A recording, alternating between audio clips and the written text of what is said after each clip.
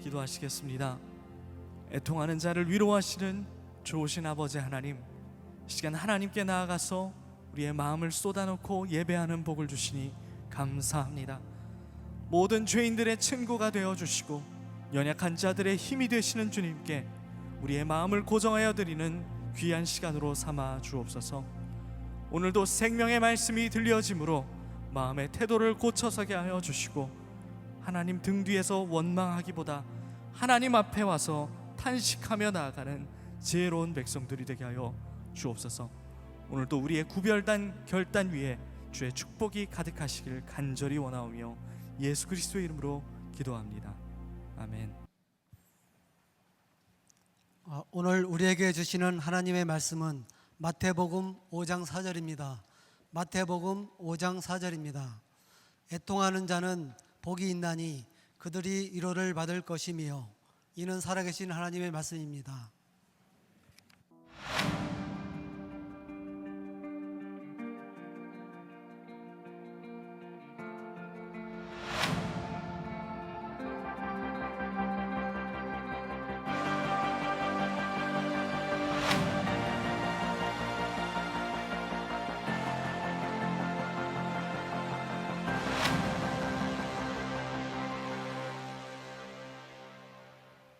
자, 이제 오늘 복된 삶을 살기로 세 번째 시간입니다. 첫 번째 시간은 개론적인 말씀을 드렸고, 지난주에는 마음이 가난한 자는 복이 있나니, 오늘은 애통하는 자는 복이 있나니, 애통하는 자의 삶에 대한 말씀을 나누려고 합니다. 이 말씀을 계속해서 우리들이 묵상하고 나누면서 참 힘든 것 중에 하나는 예수님께서 말씀하시는 이 복이 우리들이 살아가는 삶에서 그렇게 복으로 쉽게 느껴지지 않는다는 겁니다. 그래서 제가 계속 삶의 태도, 우리 생각의 전환에 대한 말씀을 계속 드리고 있어요. 예수님이 말씀하신 이 복이 우리들에게 복이 되기 위해서는 우리의 태도, 우리의 생각이 바뀌어야 된다는 거죠. 제가 그래서 이 생각을 전환하는 이야기들을 설교를 시작할 때 여러분들에게 계속 한 가지씩 이렇게 소개해 드리고 있습니다. 오늘은 카피라이터인 정철 씨가 쓴 머리를 구하라 라고 하는 책에 나오는 이야기인데 참 좋은 이야기입니다. 좋은 이야기를 들으면 여러분들 감동도 하고 좀 반응을 보이셔야 되겠죠? 네, 제가 좀 읽어드릴게요. 해가 졌다. 아니요. 별이 떴지요. 편식은 나쁘다. 아니요. 그것은 식성일 수 있습니다. 가장 많은 음식을 담을 수 있는 그릇은 큰 그릇이다. 아니요. 빈 그릇입니다. 결혼은 가장 사랑하는 사람과 하는 것이다. 아니요. 결혼은 가장 오래 사랑할 사람과 하는 것이지요. 나가 모이면 우리가 된다? 아니요. 나를 버려야 우리가 되지요. 아니요는 부정이 아니라 새로운 생각의 시작이다. 우리가 생각을 바꾸면 새롭게 볼 수 있는 것들이 참 많이 있습니다. 저는 팔복 말씀이 바로 그런 말씀이라고 생각하거든요. 우리가 말씀을 이해하기 위해서 먼저 조금 살펴봐야 될 것이 있는데, 애통하는 것과 원망하는 것의 차이를 우리들이 구별할 필요가 있을 것 같습니다. 하나님께 애통하는 자는 복이 있습니다. 그러나 원망하는 자가 복이 있는 것은 아닙니다. 아주 작은 차이 있는 것 같지만 애통과 원망은 다른 것입니다. 존 오토보그 목사님이 쓴 관계훈련이라고 하는 책에 보면 이 둘의 차이를 이렇게 설명하고 있습니다. 하나님은 탄식을 명령하고 원망은 금하셨다. 이 둘의 차이는 무엇일까? 탄식은 하나님께 불평하는 것이고, 원망은 하나님에 관해 원망하는 것이다. 탄식은 하나님의 면전에서 이루어지지만 원망은 하나님의 등 뒤에서 이루어진다. 성경에 보면 많은 고통 가운데 애통하고 눈물을 흘렸던 사람들의 이야기가 나옵니다. 하나님은 그들의 삶을 복되게 바꾸어 주셨습니다. 그러나 하나님의 등 뒤에서 보이지 않는 곳에서 원망하는 사람들은 복을 얻지 못했습니다. 그들은 하나님의 징계의 대상이 되기도 했습니다. 오늘 말씀 가운데 원망이 아닌 애통하는 자가 복이 있는 이유는 하나님의 위로를 받을 수 있기 때문이라고 말씀하고 있어요. 유진 피터슨의 메시지 성경에 보면 위로를 받을 것입니다를 이렇게 설명을 하고 있거든요. 소중한 분의 품에 안길 수 있다. 소중한 분의 품에 안길 수 있다. 그러니까 애통함이라고 하는 것은 애통을 통하여 하나님과의 관계가 깊어지는 거예요. 이게 우리 믿음의 사람들에게 얼마나 큰 축복입니까? 원망은 관계를 파괴하지만 애통은 하나님과의 관계를 깊이 할 수 있는 것이다. 오늘 말씀은 세상이 생각하는 것과는 근본적으로 다른 것들을 이야기하고 있어요. 오늘 영상에서 여러분들이 윤동주 시인에 대한 이야기를 보셨어요.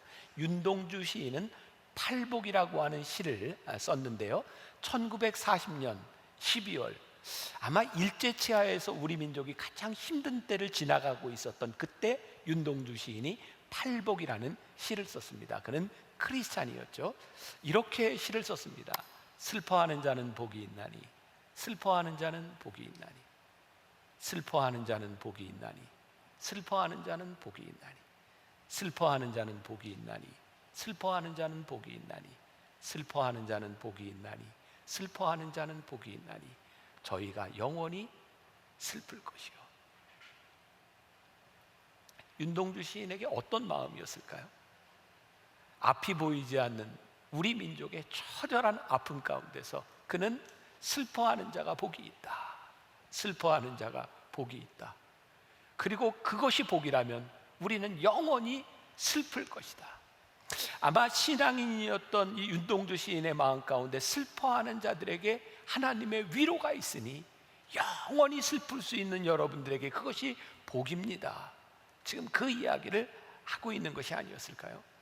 마태복음 5장 4절 오늘 본문 말씀을 유진 피터슨이 이렇게 풀어서 이야기하고 있어요. 제가 읽어드립니다.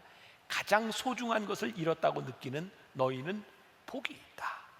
그때야 너희는 가장 소중한 분의 품에 안길 수 있다.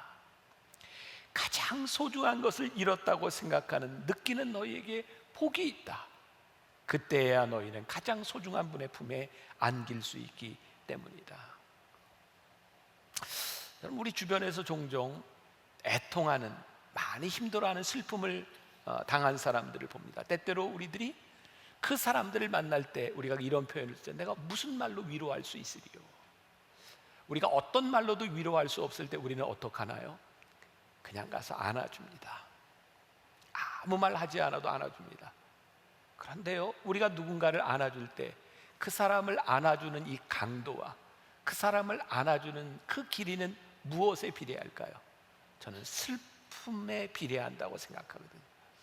이렇게 말씀을 생각하니 우리가 애통하고 아프고 힘들 때 우리 하나님께서 우리를 안아주시는 그것이 우리들에게 복이구나, 그것이 우리들에게 축복이구나. 요한복음 15장에 예수님께서 포도나무 비유에 대한 말씀을 하세요.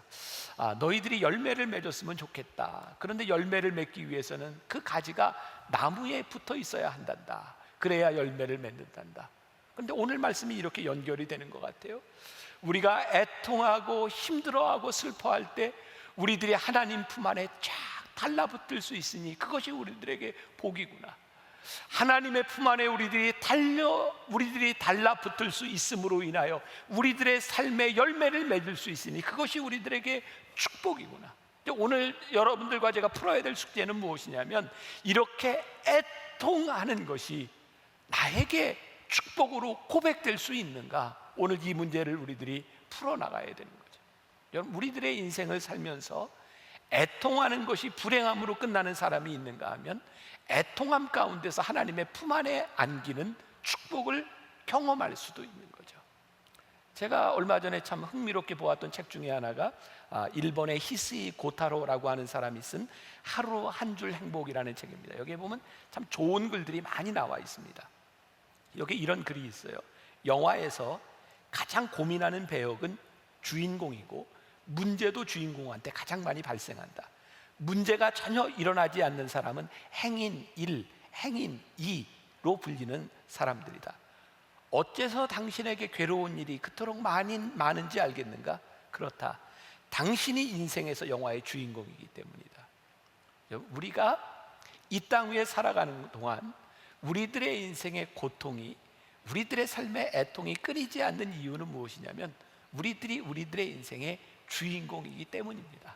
우리들의 삶에는 애통함이 끊이지 않습니다. 중요한 것은 우리들의 이 애통함이 하나님이 안아주실 수 있는 애통함이냐 그렇지 않느냐에 대한 문제인 거죠. 그렇죠. 생각해 보니까 우리들 주변에 애통하는 사람들이 있어요. 그런데 어떤 사람은 그 애통하는 모습을 보면 가서 꽉 안아주고 위로해주고 싶은 사람이 있는가 하면 애통하는 모습을 보면 그놈 참 잘 됐다, 애통해도 싸지, 이런 생각이 드는 사람도 있지 않나요? 애통함이 다 같지 않다. 애통함이라고 다 하나님의 위로를 받을 수 있는 것이 아니다. 그러니 우리들의 애통함은 어떤 애통함이 되어야 할까? 애통함을 우리들에게 축복으로 바꾸는 것, 이런 표현 가지고는 좀 부적절하고, 애통함을 통해 우리가 축복으로 가고 있다, 이것이 우리들에게 믿어질 때 이것이 우리들에게 축복이 되는 것인데, 이 애통함이 어떤 애통함이냐는 거죠. 존 버년이라고 하는 사람을 아세요? 철로역정이라고 하는 책을 쓴 분입니다. 존 버년은 뭐 부잣집에서 태어난 사람도 아니고 공부를 많이 한 사람도 아니었어요. 그는 이렇게 군인으로서 근무를 할 때 잠깐 자기가 지켜야 되는 그 초소를 벗어나야 될 일이 있었어요. 그래서 친구에게 그 자리를 지켜달라고 부탁을 합니다. 그런데 돌아와 보니 그 친구가 적군에게 살해를 당했어요. 그 자리에서 자기를 대신해서 죽은 거죠. 존 버년은 이런 계기들을 통해서 죽음과 인생에 대해서 깊이 생각하고 신앙 가운데서 아주 좋은 책을 쓴 사람입니다. 존 버년에게는 그 고통의 시간들과 애통함을 통해서 하나님이 쓰시는 인물이 되었지만, 그 죽은 친구에 대해서 우리는 어떻게 설명해야 될지를 몰라요. 왜 죽었나요?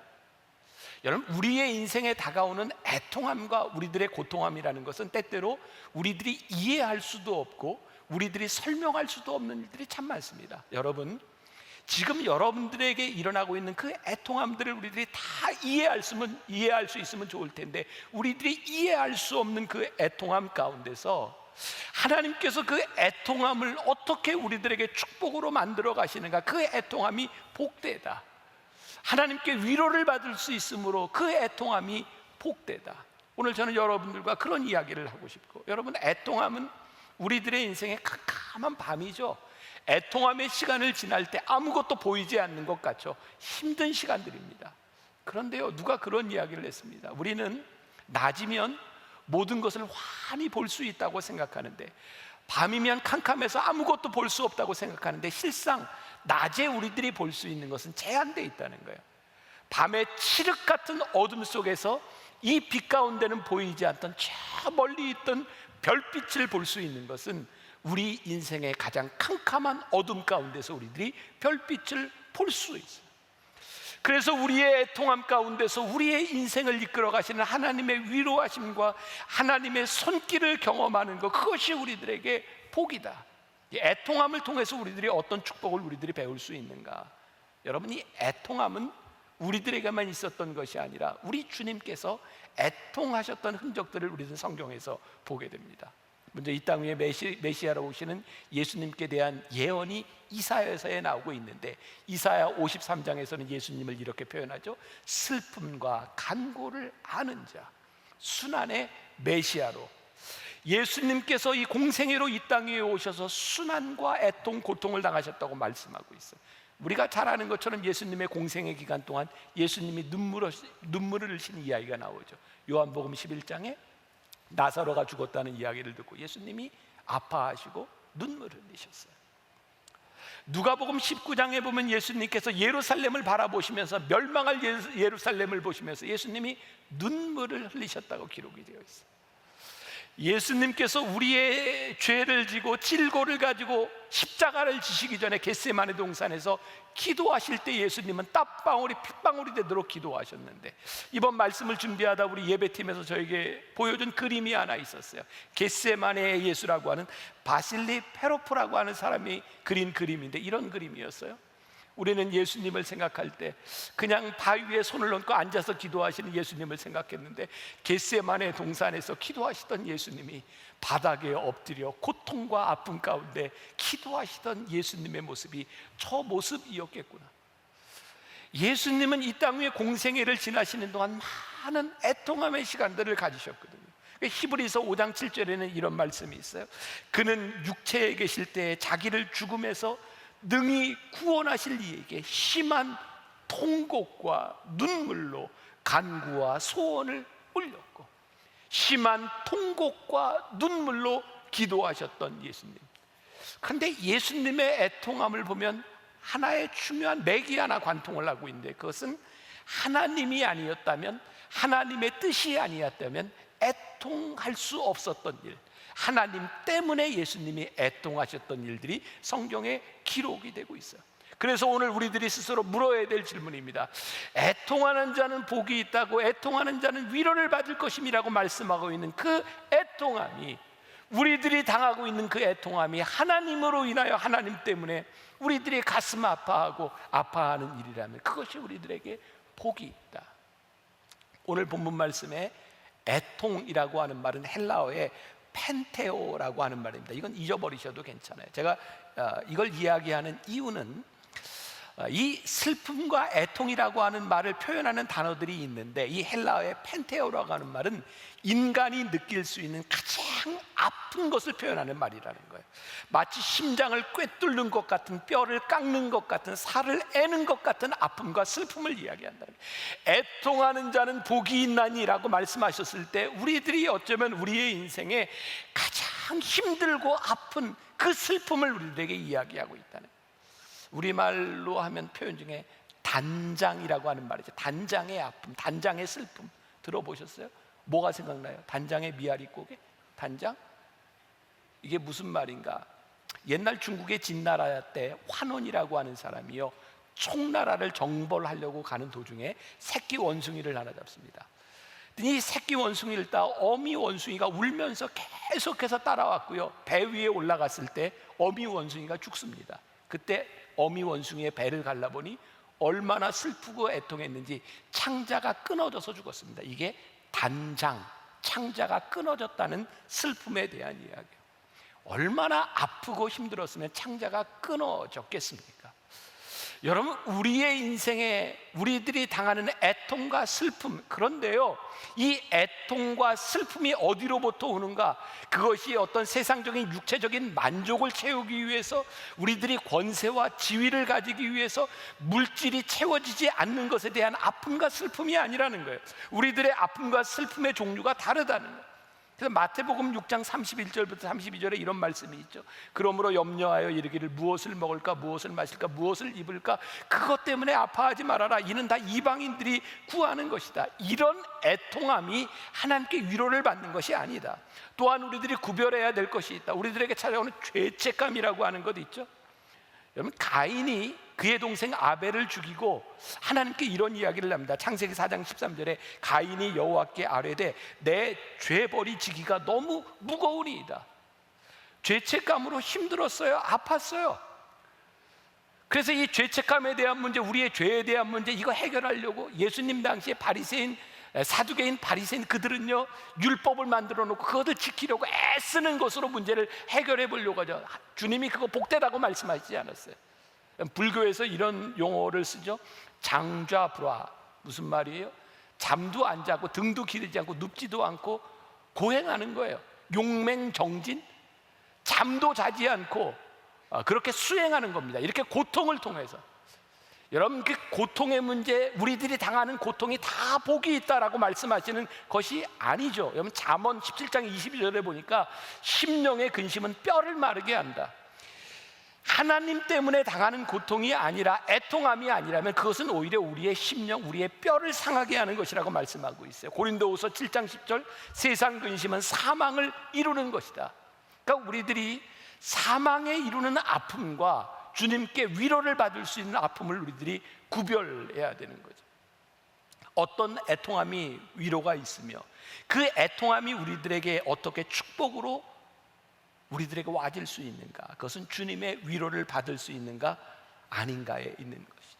한번 생각해 보세요. 지금 여러분들이 당하는 애통함, 내가 주님의 뜻대로 살려고 하나님 앞에 서니 이 마음이 아프다. 하나님 앞에서 하나님으로 인하여 하나님의 뜻대로 살아가기 위해서 우리들에게 아픔이 올 때 그것이 복되다. 이런 비유를 좀 들 수 있을 것 같아요. 저 어렸을 때, 제가 요즘 자꾸 이렇게 어렸을 때 라떼는 뭐 이런 얘기하는 거 보니까 이제 꼰대가 돼가는 것 같아요. 나이가 드는 것 같아요.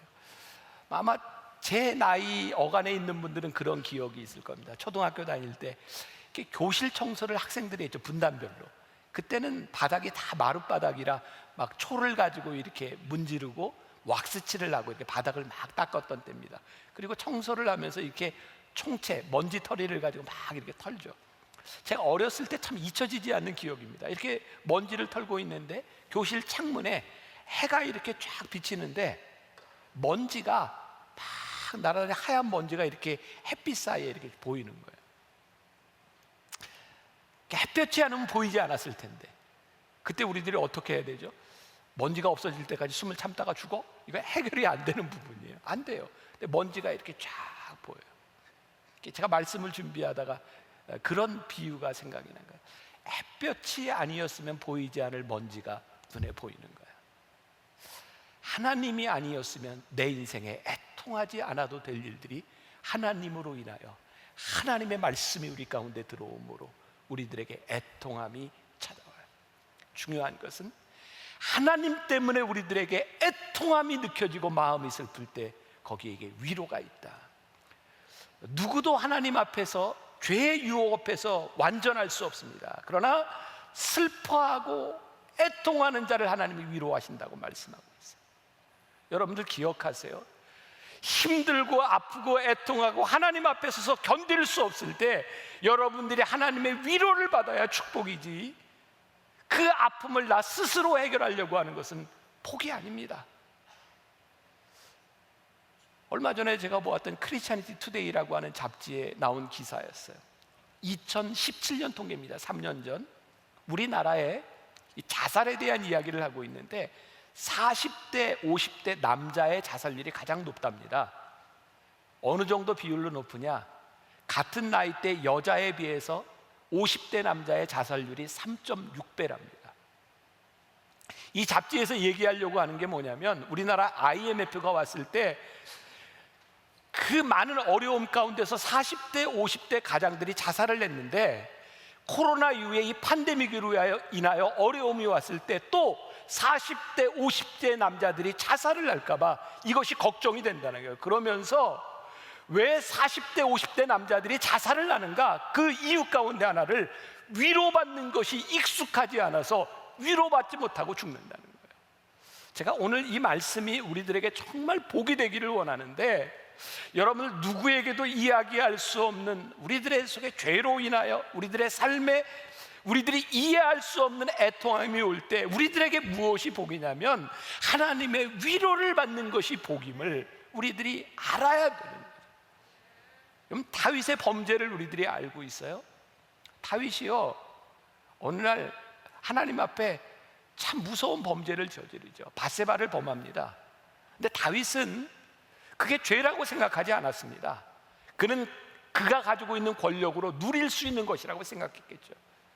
그에게 죄책감이 없었습니다. 죄의식이 없었습니다. 그런데 어느 날 하나님께서 나단 선지자를 보내서 그 무서운 죄에 대하여 이야기했을 때 단도직입적으로 다윗이라고 이야기하지 않고 누구 것을 탐한 사람에 대해서 이야기했을 때 다윗이 화를 내죠. 누가 그런 죄를 졌냐고. 나단이 이렇게 얘기합니다. 당신입니다. 다윗의 삶에 찾아가 그의 죄를 단도직입적으로 비수처럼 꽂았을 때 다윗이 하나님 앞에서 회개하기 시작합니다. 아파하기 시작합니다. 눈물을 흘리기 시작합니다. 시편 51편 1절에서 하나님이여 주의 인자를 따라 내게 은혜를 베푸시며 주의 많은 긍휼을 따라 내 죄악을 지워주소서. 다윗이 지금 제가 이렇게 읽는 것처럼 이렇게 기도했겠습니까? 아니요. 하나님 주님의 인자하심을 따라 나에게 은혜를 베풀어 주세요. 하나님 제 속에 있는 죄의 문제를 하나님 해결해 주세요. 다윗이 눈물을 흘리고 하나님 앞에 무릎 꿇었을 때 그의 인생에 하나님의 위로하심이 임하죠. 여러분 하나님의 위로하심이 임했지만 다윗의 인생은 쉽지 않았어요. 고달팠어요. 그의 죄로 인하여 많은 고통의 시간들을 지나갔어요. 그런데 하나님이 그를 위로해 주셨고 그를 포기하지 않으셨어요. 죄를 지었다는 것에 대한 문제가 아니라 우리의 죄로 인하여 애통하지 않는 것이 문제이구나. 다윗이 하나님 앞에 애통할 수 있었던 이유, 그가 하나님 앞에 섰을 때 애통했다는 거예요. 애통은 하나님과 우리 사이의 관계가 끊어지지 않았다는 거예요. 사랑하는 여러분, 하나님 앞에서 우리가 서서 애통할 수 있는 것, 하나님과 관계가 끊어지지 않은 것, 그것이 우리들에게 축복이다. 오늘 애통하는 자는 복이 있나니 저희가 위로를 받을 것이며 라고 말씀하고 있어요. 제가 이 팔복 말씀을 계속 이렇게 묵상하고 설교를 하면서 깨닫게 되는 게 있어요. 여러분들은 어떤지 모르겠어요. 지난주에 심령이 가난한 자는 복이 있다. 제가 말씀을 묵상하면서 깨닫게 된 게 심령이 가난해지는 게 복이더라고요. 심령이 가난한 자는 복이 있다. 그게 복이더라고요. 그런데 심령이 가난해지니 하나님의 나라가 그들의 것이다. 하나님 나라의 다스림이 임한다. 심령이 가난한 게 복인데요, 심령이 가난한 자에게 하나님의 나라가 임하는 축복이 임한다. 오늘 하나님 앞에서 애통하는 게 복이에요. 그런데 애통하는 것이 복인데 애통하는 자에게 하나님이 위로를 주신대요. 더 큰 축복이죠. 하나님 앞에서 우리들에게 근심이 찾아온다면 그것이 복인데 하나님의 위로하심이 있기 때문에 더 큰 복이 되는 거예요. 자, 고린도후서 7장 9절부터 11절까지 말씀입니다. 우리 같이 한번 볼까요? 제가 7절을 읽고 여러분들이 10절 읽고 11절을 같이 볼 텐데, 여기에 근심이라고 하는 말을 이렇게 애통이라고 생각하며 한번 근심이라는 말을 한번 같이 보면 좋을 것 같아요. 제가 9절 봅니다. 내가 지금 기뻐함은 너희로 근심하게 한 까닭이 아니요 도리어 너희가 근심함으로 회개함에 이른 까닭이라. 너희가 하나님의 뜻대로 근심하게 된 것은 우리에게서 아무 해도 받지 않게 하려 함이라.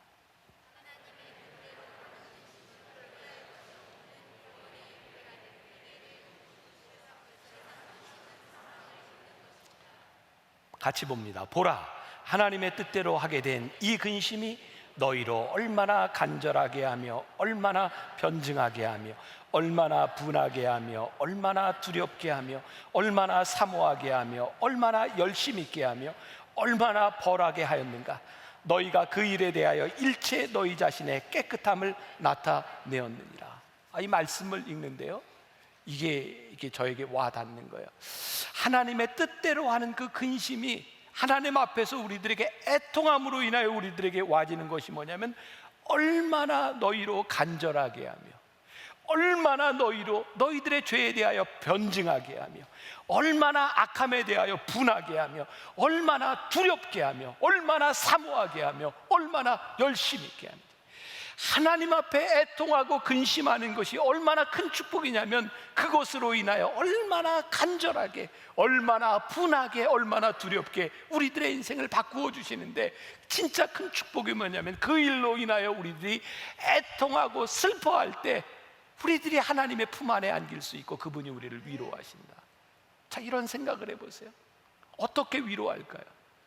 하나님은 우리와 같은 이런 육신이 아니시지만 하나님이 우리를 위로하신다고 생각할 때, 하나님이 우리를 위로하실 때 하나님이 우리의 어깨 위에 손을 얹으시고 우리를 이렇게 안아주시지 않겠어요? 그래, 내가 너를 위로해, 내가 너와 함께해. 그때 하나님은 우리와 함께 아파하시지 않을까요? 우리가 흘리는 눈물 가운데 하나님이 함께 눈물을 흘리시고, 나사로의 죽음을 바라보시며 아파하셨던 주님께서 나사로야 일어나라 하셨던 것처럼 그 아픔 가운데 해결자가 되어주시지 않을까요? 벌써 이제 오랜 시간이 지났죠. 제가 이제 유학 시절을 지나며 미국에 있을 때 가장 힘들고 어려웠던 때 하나를 콕 집어 얘기하라면, 제가 신학을 공부하면서 병원에서 채플린으로 12주 동안 일할 때였어요. 제가 진짜 아무 상황도 모르고 미국 간 지 1년밖에 안 될 때 병원에서 채플린 일을 배우겠다고 신청을 했고요. 1년 됐으니 들리지도 않고 말도 잘 되지 않을 때 병원에서 12주 동안 매일 일을 했어요. 제가 하는 일이 뭐냐면 환자들을 위로하고 기도하는 일이었어요. 영어도 들리지도 않고 말도 못하는 사람. 그 제가 할 수 있는 일이요, 그 케이스에 맞춰서, 병실의 환자들에 맞춰서 기도문을 미리 써가지고 가서 기도해 주는 일이었어요. 그런데 기도하려고 가서 영어로 그걸 읽으니 이게 도대체 위로가 되는지 어떠는지 모르겠어요. 그때 제가 환자들에게 이런 얘기를 했던 기억이 나요. 죄송합니다, 제가 한국에서 온 목사인데 제가 영어를 잘 못해요. 그러니 제가 영어로 기도하지 않고 제가 한국말로 기도해도 되겠습니까? 제가 영어로 얘기했어요. 이 얘기는 환자들한테. 그때 환자들이 그렇게 하라고 얘기합니다. 저에겐 너무 소중한 경험이었는데요, 그 환자 앞에서 그 환자의 손을 잡고 한국말로 기도했을 때 눈을 떠보면 환자들이 눈물을 뚝뚝 흘려요. 하나님이 저에게 주셨던 참 놀라운 것이 뭐였냐면, 위로는 말에 있는 것이 아니고 내가 함께하고 함께 아파하는 것, 그게 위로다. 저에게는 너무너무 소중한 일이었어요. 여러분, 병원에 입원해 보셨어요? 전 병원에 참 많이 입원을 했던 사람인데, 병원에 입원하면 이렇게 사람들이 병문안 오잖아요. 그러면 뭐해요? 제가 왜 병원에 왔냐면요, 이렇게 아파서 의사가 이렇게 하는데 아마 며칠쯤 더 있어야 될 거예요. 이렇게 한참 얘기하다 보면 이걸 좀 녹음해서 틀어놔야 되겠다, 뭐 이런 생각이 들어요. 계속 얘기를 해야 되니까. 병원에 병문안을 오든 누가 오든 병원에서는 자기 아픈 이야기를 계속합니다. 근데 제가 미국 가서 1년도 안 됐을 때 환자들이 이야기하면요, 아픈 사람이 이야기하는 그 발음이 부정확한데 저는 더 알아들을 수가 없었어요. 그때 제가 환자들의 그 아픈 이야기를 들으면서 할 수 있는 건 고개를 끄덕이는 일이었어요.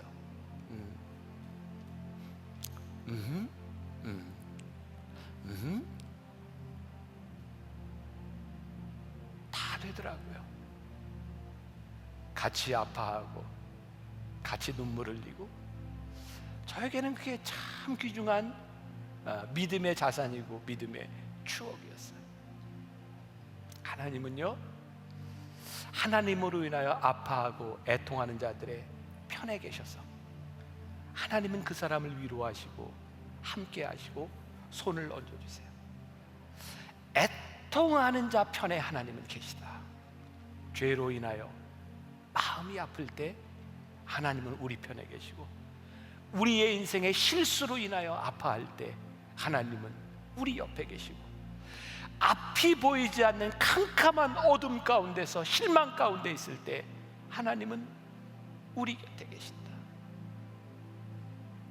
이것이 우리들에게 얼마나 큰 축복인가. 애통하는 자는 복이 있나니 너희가 하나님의 위로를 받을 것이며, 하나님으로 인하여 애통하는 여러분, 복이 있음을 믿음으로 선포하고 복 있는 자가 되시기를 주님의 이름으로 간절히 축원합니다. 우리 같이 찬양했으면 좋겠습니다. 오늘 참 잘 맞는 찬양이 있어요. 나 약해 있을 때에도 주님은 함께 계시고, 나 소망 잃을 때에도 주님은 내게 오시네. 나 시험 당할 때에도 주님이 지켜주시고, 나 실망 당할 때에도 주님이 위로하시네. 오늘 우리 가운데 함께 하시는 주님의 위로가 오늘 말씀을 듣는 여러분들 모두에게 있기를 주님의 이름으로 간절히 축원합니다. 함께 찬양합시다.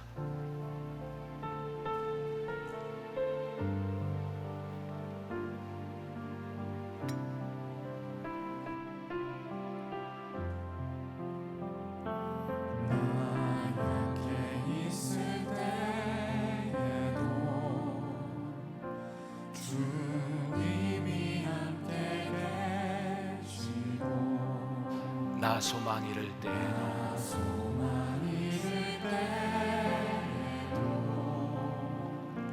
주님은 내게 오시네. 나 시험 당할 때에도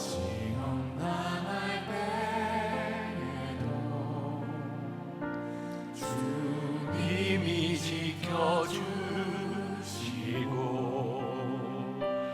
나 실망당할 때에도 주님이 위로하시네.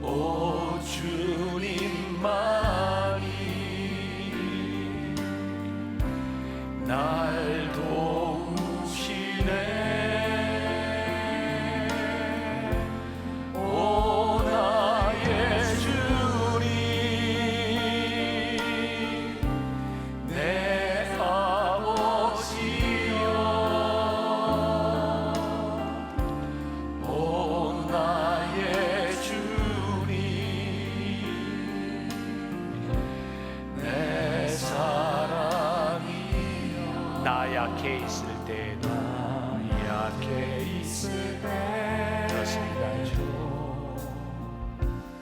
우리의 약함 가운데 하나님 함께 우리가 소망을 잃을 때에도 주님을 구하네. 하나님 우리의 인생에 내가 설명할 수 없는 아픔 가운데도 주님은 우리에게 오셔서 우리와 함께 하시는 분입니다.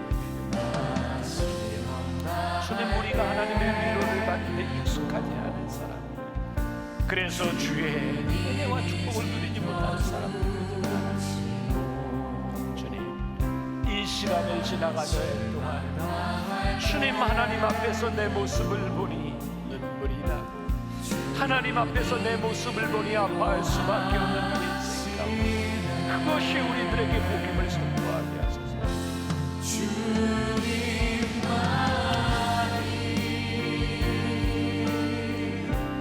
내 힘이시여 오 주님만이 날 도우시네.